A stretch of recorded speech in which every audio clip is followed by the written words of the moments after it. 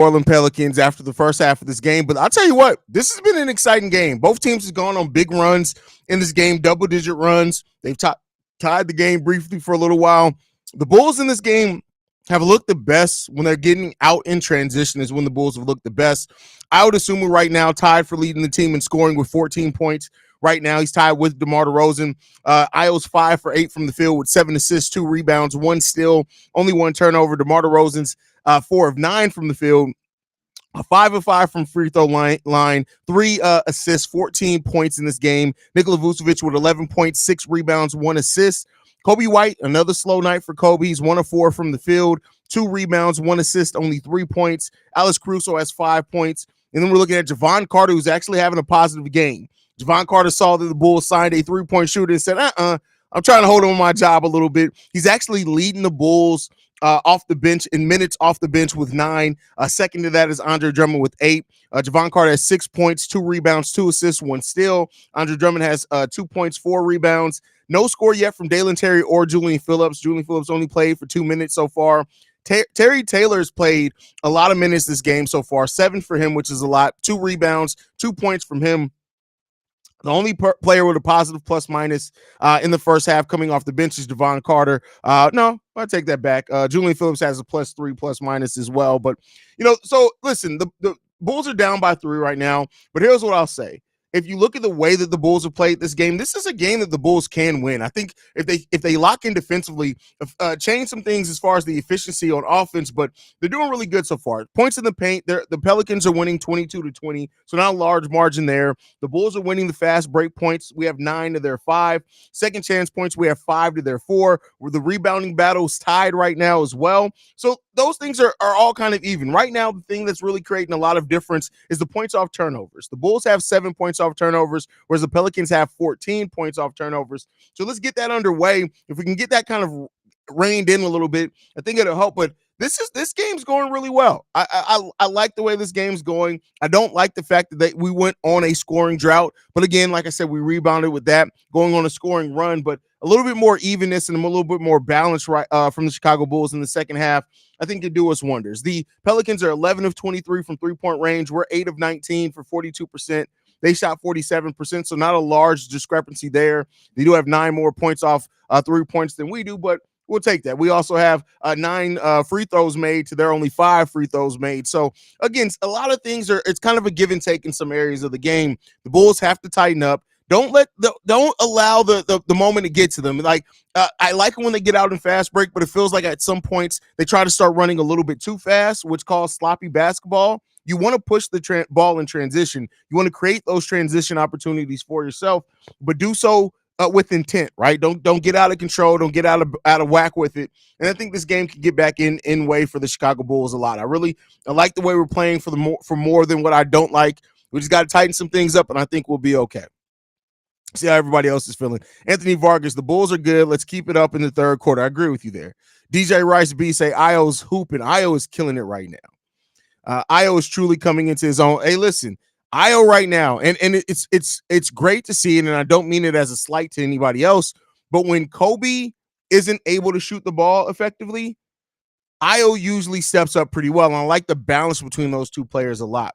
Shay says this is one of those games where you really understand the value of having Patrick Williams out there because Zion is getting off pause. That's crazy way to word that. That was a crazy way to word that. But yeah, I mean, you can't really say that he's 4 or 5 from the field. He only has 9 points. Now he does have 7 assists, 4 rebounds in this game. But Brandon Ingram is really the one that's killing us right now. 18 points from Ingram. He's 7 to 10 from the field. So we got to tighten it up. He's double more than any other scorer for the New Orleans Pelicans. So, but if we can tighten that thing up defensively, I think that could definitely help as well.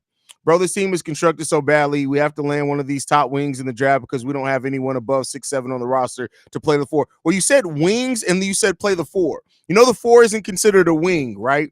So do you want a wing or do you want a 4? Those are very different things for football, CF Candy. But I feel you on either way. I mean, I feel you.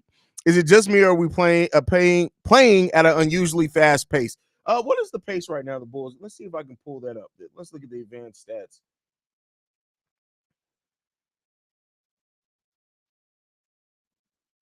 It doesn't show the pace, at least not what I'm looking at. But It definitely feels like we're pushing in transition a lot more, though. D Dub says, fun game so far, but these big runs are killing me. Hey, listen, I mean, I feel you, right? You want to see it a little bit. Again, basketball's a game of chess. We got to see how the teams are going to come out and make adjustments, both teams, the Bulls and the Pelicans. And that could really separate some things. Seemed like Kobe has cooled down a lot since the beginning of the season. He ain't no longer splashing it from 30 feet. I mean, he is at times. I think he hit a long three last game. After the right going into the right at the end of the first half. But the thing is with Kobe is that I think it's a mix of exhaustion. Keep in mind, Kobe's playing more minutes, more games, and he has a bigger role than what he has in any other part of his NBA career.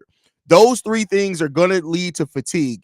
And then when you add on top of that, the fact that he is now on the scouting report, defenses are focused on how to get the ball out of Kobe's hands. It's making it a little bit tougher. How he adjusts to this is really going to tell how high that ceiling is as like a option on the offensive end of the ball. But I think it's safe to say Kobe's going to adjust. He usually, when he has a cold first half like that, he usually has a pretty solid second half. I'm not saying he's gonna blow the world up or anything like that, but it's going to be probably a solid second half. Melvin says, when we're in the playing against teams like the Heat and most importantly the Magic, who has size, it's important to play guys like Terry Taylor and shooters like Batum to see what they can give us. I mean, listen, Batum's not playing right now, and Javon Carter's actually playing good, and that makes sense. Billy Donovan's always going to rely on the vets first if they're playing well, and Javon, this game, playing well defensively and offensively. So we'll see. Let's hope that continues. Javon heard we were talking shit about him, laughing my ass off. Well, just like any Chicagoan, if they hear you talking shit, they're going to try to prove you wrong. Lil Famo says, I just want to ask a question. Why are we signing players that we're not playing? Well, they're already on the team, first of all. So it's not like a new signing. But every team has players on the back end of the bench that they don't play. Let's stop acting like that's a unique to Bulls thing. Every single team, every team in the NBA. Now, it's not if, ands, or buts. Every team in the NBA has players that they don't play for. Every single team.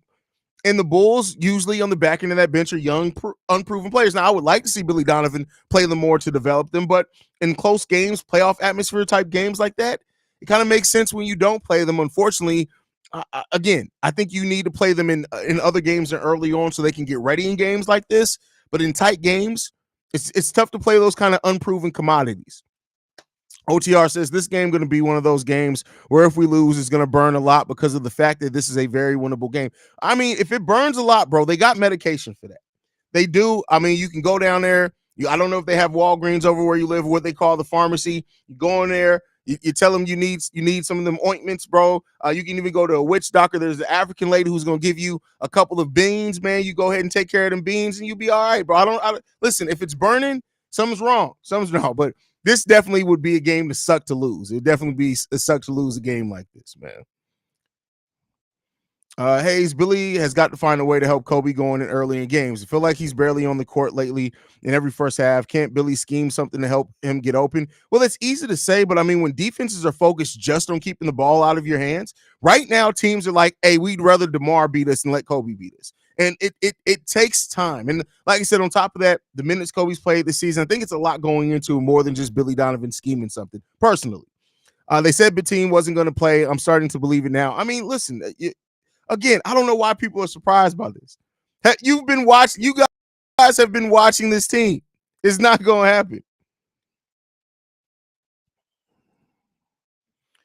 Ingram is picking us apart whenever he drives us to the rim. I wouldn't mind whatever position the player plays, but just get me somebody bigger than 6'7" for this roster next year.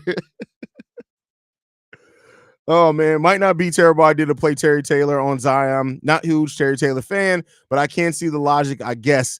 I mean, listen, Terry Taylor's giving us some solid minutes out there as well today. I got to give him credit. It goes up and down with Terry Taylor. Sometimes he looks solid out there. Sometimes you be like, why are they playing this fool? But he's playing solidly today.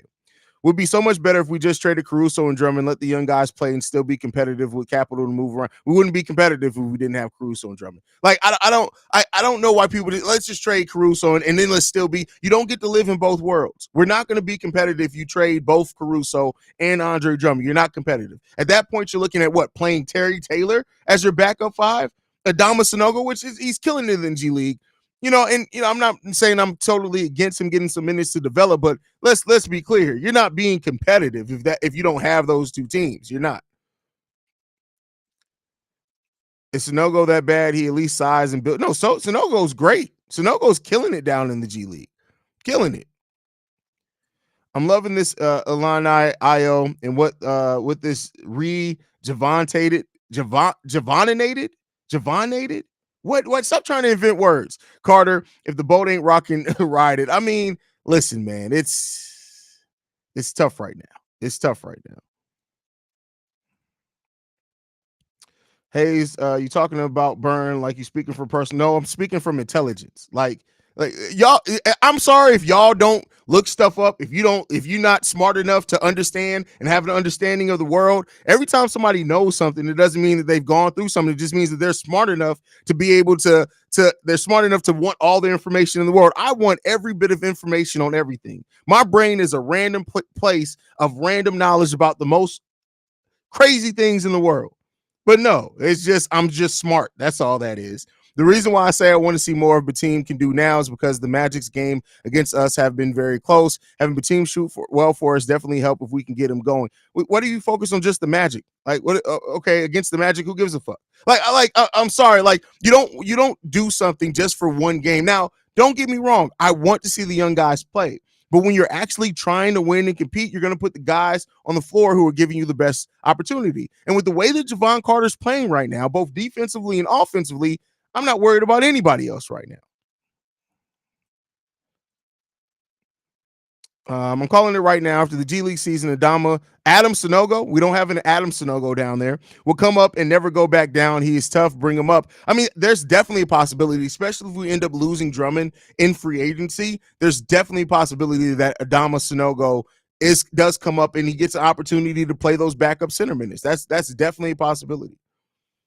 Javon gonna look at that stat sheet halftime and start pulling up from car park and play hero. Oh my god, the pump fakes are out of this world, bro.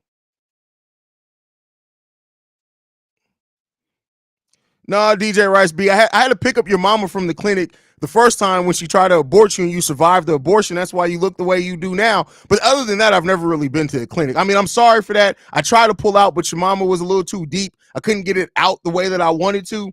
And you're here now. It's okay, dog. It's okay. I still love you, son. Haize, I'd be cool with that if we were to a top 4 seed. We're 9th seed. If we need Caruso plus Drummond that badly to stay ahead of the rest of the East, then are we doing at least give up the young guys time to develop? You can do both, but that's Billy Donovan doesn't want to. And no, you still need jettisoning all veterans just to go young is a fool's errand. Then you look like the Detroit Pistons. You need to keep some veterans around that help set the standard. You just do. Bro, Javon Carter is not going to keep this up. I mean, I'm hopeful, bro. I'm hopeful. Bro, Sanogo's killing it. If both your power forwards are out, at least give him a shot. Well, he's not a power forward. That's part of the problem. You're trying to play him at a position that he will fail in, and then you could absolutely hurt his development in that case. I'm a soldier, bro. Came from the strong. That's hilarious. His mama was too deep. Where in you, that's wild, Haize. That's wild. No, she's too deep. So you're stupid, LTR. That's what you're saying. You don't understand a woman being. You've never touched a woman before. You don't understand a woman being deep. You don't. The fact that went over your head, bro. Like I don't know what to tell you, man. Like you gotta. I mean, touch grass somewhere, bro. Like you gotta get out. Stop being in the basement so much, OTR. Haize, your brain gotta be dark fucking place the way you roast some of these dudes. I tell y'all, it's a dark fucking twisted ass place. The fact that I pulled some of this stuff out of nowhere. Reese must not have gotten far enough in school to have the sex ed class. Sure that they're on expiring contracts and Crusoe is at the peak of his value. Without them, we have vets on the squad. Without them, we have vets on the squad. Without what vets do we have on the squad without them? DeMar's a chance to walk away. Torrey Craig, yeah, you have Torrey Craig. He can't stay healthy. And again, he's not the caliber of player Alex Caruso is. You're really just trying to make it make sense like you tend to do, CL football candy. You try to make things fit your predetermined outcome. And that's why I always cook you. Like, and again, this is a friendly discussion. So don't get me wrong. Like your points do have merit. But again, as I've told you before, once a team tells you what they're going to do, you keep hoping and dreaming and trying to cook up different scenarios and where they're going to do something they've already told you they're not going to do is foolish, right? It's just foolish. This team looking like the Pistons should be every Bulls fan's worst nightmare. That's crazy. That's absolutely correct. Absolutely correct. All right, so I'll be back post game show. I love you guys. Go Bulls. See Red, y'all. Peace.